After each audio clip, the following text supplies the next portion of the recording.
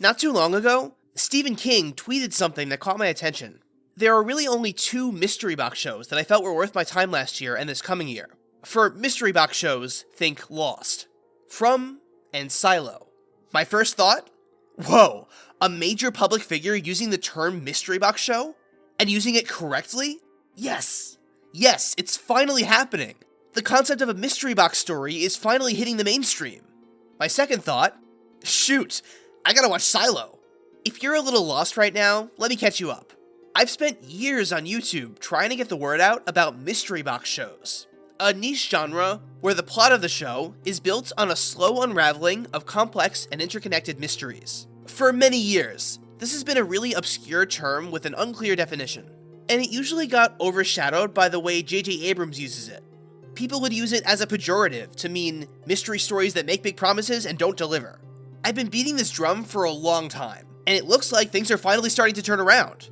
Us mystery box fans, we've been eating good this year. So many new shows are coming out that build their plot on a foundation of interlocking mysteries and gradual reveals. There's From, which I've talked about a bunch already. Severance is great. I've heard good things about Yellow Jackets, that one's next on my list. And then there's Silo. This one slipped by me until now. I wonder why.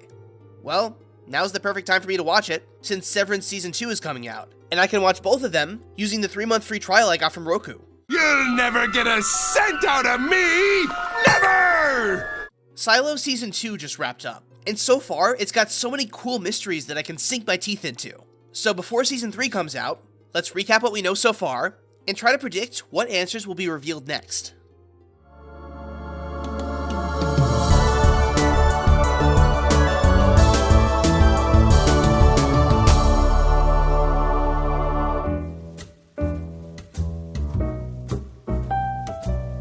To summarize the first 2 seasons, Silo is a dystopian sci-fi story about the last of humanity living underground in a giant contained silo, years after some catastrophe made living on the surface impossible.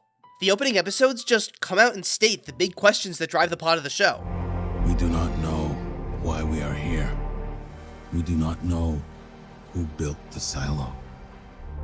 We do not know why everything outside the silo is as it is. We do not know when it will be safe to go outside. It's really obvious from the get-go that the people in charge of the silo are keeping secrets. Really strict laws keep the people from asking questions, any relics from the before times are super illegal, and 140 years ago, there was a rebellion that oh so conveniently wiped out all records before that point. We're introduced to Sheriff Holston Becker and his wife Allison. Allison starts digging around and meets up with a tech guy named George Wilkins. And they find and unlock an old hard drive, with a video showing someone leaving the silo to find that everything looks great. Is the wasteland we see on all the monitors fake? Allison asks to go out of the silo, where she appears to die of radiation poisoning. Not long after, Holston decides to follow her out, and he leaves to see a beautiful green field. Only this is pretty clearly CG, and he also dies. And George Wilkins dies under suspicious circumstances, but not before he and Holston could hide the hard drive. It takes until the 3rd episode to get to the actual main character, Juliet Nichols, the replacement sheriff. She was George's girlfriend, and she took the job to find out what happened to him. Somebody's going around killing people who get too close to the truth. The silo's mayor Johns and Deputy Sheriff Marnes are also killed. So Juliet tries to figure out who killed them all, and by extension, who's really in charge of the silo. We're led to believe that it's the Judicial Department, but Judicial Head of Security Sims and Head Judge Meadows are revealed to be just pawns of someone bigger. That someone turns out to be Bernard Holland, Head of IT. Juliet discovers that George was part of a group called the Flame Keepers, dedicated to preserving human history and fighting back against the powers that be. He discovered a door way down deep under the silo that he was trying to get to before he died. Juliet finds the hard drive and shows people the video of Green outside for a second before Bernard catches up to her. As punishment, Juliet is sent out of the silo. The outside is in fact poisoned and dead, but she and her allies figure out that it is possible to survive out there. IT had just been sealing the radiation suits with faulty heat tape to make sure people died. Juliet is able to seal her suit properly and actually make it out alive. In the final shot of the season, she walks over the hill to find that there are dozens of other silos all around them. Season 1 is set up like a detective thriller, so the amount of mystery slows down after we find out who did it. But it did leave a few questions hanging for later seasons. Season 2 is split into 2 parallel stories, with one major mystery in each one. Juliet goes into the silo next door, which is now abandoned after a past rebellion happened there, and all the people opened the silo door and died. She finds the only survivor, a guy named Solo. We see that basically in every silo, IT is the real force in charge, with the head of IT keeping all the secrets. Solo says he was next in line to take over IT, the Shadow as they call it. But Solo is a little nutty from all the time spent alone, and fresh bodies lying around hint that he might be dangerous. Juliet eventually figures out that Solo wasn't the IT Shadow. He was Jimmy Conroy, head of IT's son, and that he was just a little kid when the rebellion happened. The other half of the show takes place in the first silo. The people saw that Juliet survived and are starting up another rebellion after seeing they've been lied to, while Bernard tries his best to stop them.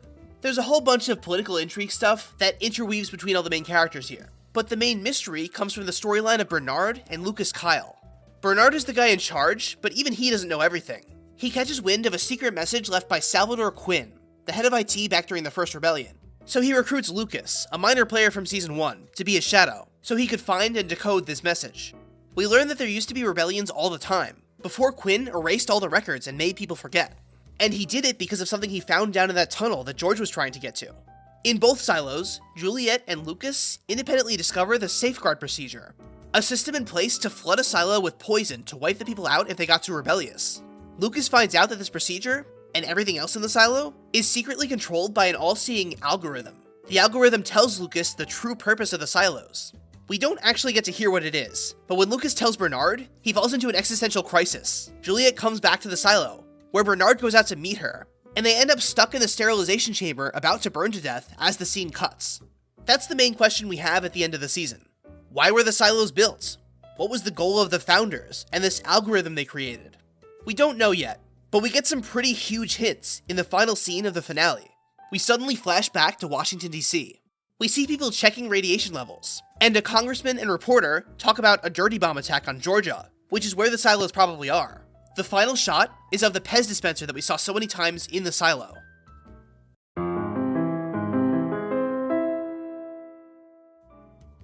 Now that the recap's done, this would normally be where I started making my predictions. But things are going to work a little differently with this show. Because we already know the answers. Kind of. This show is based off of a book series. A book series that's finished and answers a lot of the questions we have. There are 3 books. The first 2 seasons adapted the first book. And since they announced the show would end with Season 4, I assume that Seasons 3 and 4 will adapt books 2 and 3. But this could be the key to everything we don't know. It'd be pretty stupid to make a video predicting what's going to happen next without looking at the original story. So I have read the books. I know where the story's headed. And I will be using them to talk about the future of the show. A lot of you watching probably didn't even know there were books. So consider this a spoiler warning. If you don't want to know how the books end, either because you want to read them first, or you don't want them to spoil the show for you, now's your chance to hop off. The books give us a lot of what we want to know, but it's not that simple. Already, the show isn't a one-to-one adaptation. Seasons 1 and 2 just adapt book 1. That makes the book feel like the same story, but on fast forward. The books aren't as concerned with slow burn mystery. Like, Juliet figures out Bernard is behind everything right away. Even if mostly the same events happen, the book and show have different goals. The show puts such a big emphasis on mystery, they want people to wonder and theorize, that they wouldn't want us to be able to open a book and find all the answers ahead of time. So I expect there to be new wrinkles in the story that book fans don't know about. That's been the MO of lots of other adaptations in recent years. But how can we know what answers we can take from the books? And for any side plots not in the books, how can we guess how those are going to resolve? Well, the show is a mystery box story. The books are not. And with the mystery box show, the answers tend to fulfill certain rules. Here's an example, and last chance before I spoil the books. Is the outside world toxic or not? This is something that's been thrown into question over and over. The world is toxic, except no, Allison saw green, so it's safe. Except no, the green was just CGI, so it's toxic. Except you can go out if you have the right tape. Except the people in the other silo didn't die right away when they went out, but they did die. So which is it, toxic or safe? Well, neither. This is the cardinal rule of mystery box reveals. The answer to a question, especially one built up for this long, can't be something that people easily guess their way into. It has to feel big. It has to feel satisfying. So it needs to catch the audience off guard a little. And as an extension of that, When a mystery box show presents a question with a binary answer, the answer is always a secret third option. If you go outside, you will die, but not from nuclear fallout or anything like that. The season 2 finale started to get into this, but didn't really explain it all. My mom and dad, they saved people's lives. All those people went outside, they didn't die. Not at first. They didn't die, Juliet. The books reveal that this is done through the use of nanobots. There's a cloud of them around the silos that attacks and kills the bodies of anyone who comes into contact with them. It's not nuclear fallout, like we all probably assumed at first. Outside of this, though, the planet is fine. It's just a matter of getting those in charge to turn the nanobots off and let them leave. Even without the books, though, we can be sure that it wasn't radiation killing people. The next rule of mystery boxes: any question that a character asks out loud will be answered eventually. Because when a character does this, it's the writers signaling to the audience that we're supposed to be curious about this too. In the second season, Judge Meadows wonders out loud what happened to the outside world. What did they do, Bernard? How did they lose this world? This moment does two things for us. It tells us that the story will answer this later, and it also tells us that it was not because of nuclear war. Because that would be the obvious answer that was everyone's first guess. And your first guess in a mystery box is always wrong. But how and why did any of this happen? Why are there killer nanobots out there? The second book is mostly a prequel that goes into what happened in detail, and how it was because of nanobots. That congressman in the final scene, his name is Donald Keene, by the way, is one of the main point of view characters, so expect to see more of him next season. During this time, everyone in the world got nanobots put into them for medical purposes, but people figured out how to hack them and wipe out huge swaths of the population. It was kind of an alternative form of mutually assured destruction, where multiple groups have the power to cause human extinction with the push of a button. So the US government decided to use this to kill off everyone before someone else could. They built the silos in Georgia, and then told people a nuclear war was coming and they needed to get inside, before dropping a bomb on Georgia themselves, and then killing everyone outside with the nanobots. The goal was to wait out the nanobots until they shut down naturally and everyone forgot how to make them, so that after 500 years or so, people could come back out with the threat of extinction gone. The people who planned all this currently monitor all the silos from Silo 1. Everything shady that they do in the silo, using bad tape so people die outside, restricting information, killing anyone who questions them, is to keep people afraid and contained so they can make sure the nanobots die without being rediscovered. Also, only one silo is supposed to survive. That's the thing Bernard freaked out about. They're all in competition to be the best silo, to be chosen to repopulate the Earth. All the other silos will get wiped out. And hold up, I know what you're thinking. You're thinking, none of that made any sense. The whole reason they did this was to get rid of the nanobots, but they're also using nanobots to kill people outside? And why does only one silo get to live? And yeah, it doesn't make any sense. But that's par for the course with these dystopia stories. The big shadowy organization does stupid stuff for unclear reasons. But basically, it's not about saving people. They think they're gods, and they want to reshape the human race the way they want. Phase 1, Kill lots of people. Phase 2, Phase 3, profit. One more big rule about mystery box shows. Don't ignore when the show gives you a direct answer just because it said it without a lot of fanfare. A story like this can prime you to expect something big, causing you to miss when it gives you answers to smaller side stuff and throwaway lines of dialogue. Like the reason why magnification isn't allowed. Characters keep bringing that up, making it feel like it's still an unanswered question. But they showed us why in the first episode, so that people can't rediscover old tech that's microscopic. Whether it's an old hard drive, or the yet-to-be-revealed nanobots in everyone's bodies. There's also the syndrome, the nerve condition some people get in the silo, which is only in the show. I don't think there's some grand reason for why this happens that matters to the story. I think the reason for it is exactly what Judge Meadows said. There's a theory about what causes the syndrome. It's just a natural human reaction to an unnatural situation. Human beings are not meant to live underground. Also, the reason why cleaners are shown a green landscape in VR when they go outside.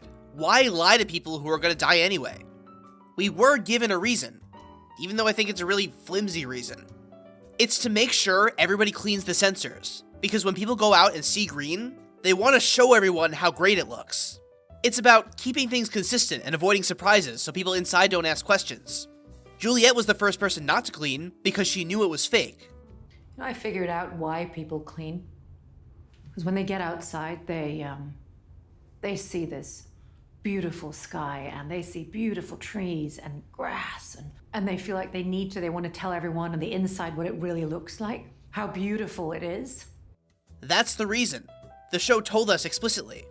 Even though it's a bad reason that causes way more problems than it solves. The only reason people rebelled was because they saw a fake projection that made them think the outside was safe. It's a waste of time and energy that backfired horribly. The stuff about nanobots and Silo 1 and the competition are the big answers that I expect to get for the next 2 seasons of the show. But that doesn't mean there won't be any surprises.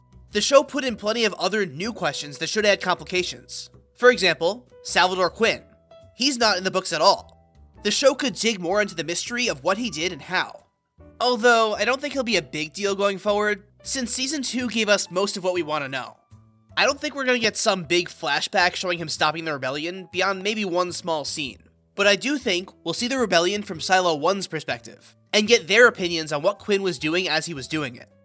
You know who else is new? Sims. He's in the book, but barely. Most of what he gets up to in the show is all new. It looks like the reason they beefed him up is because he needed to be a red herring. It's not a mystery that Bernard is evil in the books, so Season 1 needed Sims as an antagonist to cover for Bernard as the real villain. That also explains why he didn't seem to have much to do in Season 2, now that Bernard is out in the open. I bring this up because of the new mystery introduced in the finale. Why did the algorithm want Camille Sims? None of this was in the book either. What makes her so important? We don't know for sure, but I think we can use Occam's razor here and fit it into everything we already know. The algorithm wants to save the silo, meaning it's trying to keep the people from revolting and triggering the safeguard procedure. It wants the silo to do its best and the competition to be the only one left alive.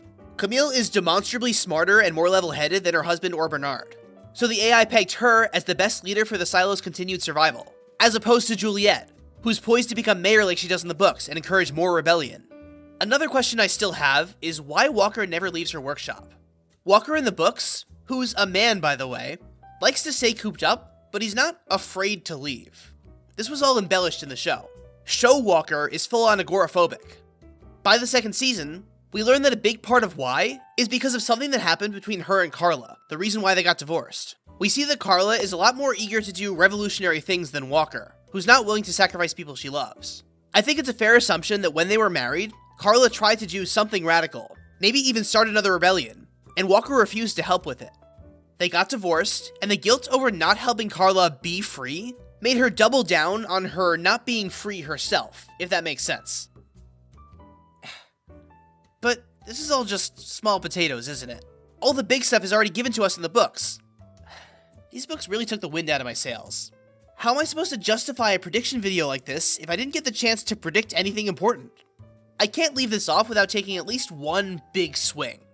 So how's this? Bernard's not dead. What? Not impressed? Sure, taken on its own, there's no reason to assume Bernard died here. But in the books, Bernard does die here.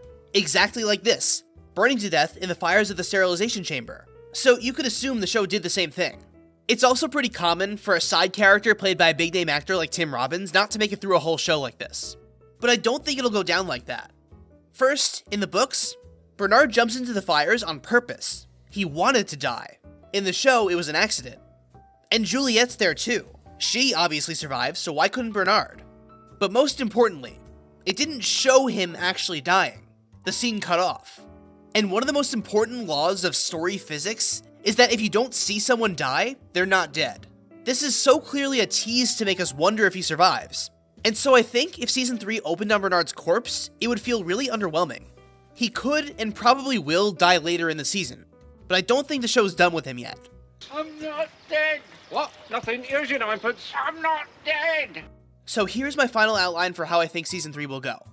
Juliet and Bernard survive the fires, with Bernard in bad shape. He'll cling to life for a little while, an episode or two maybe, enough to try to tell Juliet a little more of what he knows about Silo 1. Then, the show will mostly be split in half. One, where Juliet is elected mayor and has to fight for political control against the algorithm and Camille Sims. And one in the past, with Donald Keene and the building of the silos. Both plotlines will have Donald and Juliet coming to learn the true purpose of the silos, learning about the nanobots, the competition between silos, and the founders' crazed plans to rebirth the world population. Actually learning this will take the whole season, because the algorithm, and Donald's bosses, prevent anyone from talking about it. We'll also get little snapshots of the people in Silo 1, and their reactions to everything. It'll be a big reveal, just like in the books, that Donald Keene is one of them. And after a flashback showing the nuclear blast that sent everyone into the silos, Donald will figure out that it was all orchestrated by his own government. And Season 3 will end with Juliet finally understanding what she's up against, and prepping an escape plan for her people to take down Silo 1 and escape to the surface. That's it, I'm locking in those predictions now. Let's see how it all shakes out next year. Oh, and subscribe, because as soon as Season 3 does come out, I'll be making a follow-up video to see if I was right, and make more predictions about Season 4. See you then! What's the big question? There's a lot of them.